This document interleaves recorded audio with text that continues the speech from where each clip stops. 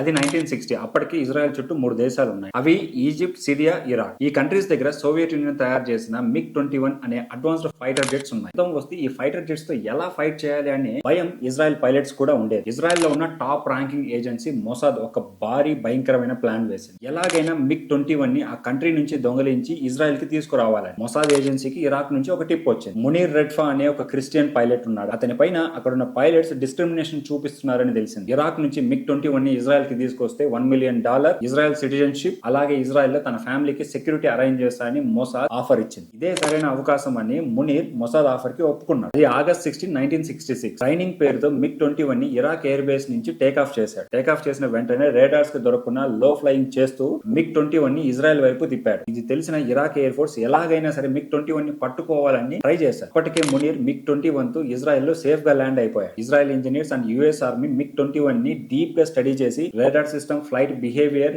Weak points అన్నిటి గురించి neat గా తెలుసుకున్నారు. అలాగే ఇజ్రాయెల్ పైలట్స్ కి MiG-21 తో ట్రైనింగ్ కూడా ఇచ్చాడు. 1967 లో ఇజ్రాయెల్ 6 రోజులు ఈజిప్ట్, సిరియా, ఇరాక్ మీద యుద్ధం చేసింది. ఈ MiG-21 యూజ్ చేసి ఇజ్రాయెల్ ఈ యుద్ధంలో గెలిచింది. ఆ విధంగా MiG-21 దొంగతనం అనేది ఇజ్రాయెల్ కి పెద్ద విజయాన్ని తెచ్చిపెట్టింది.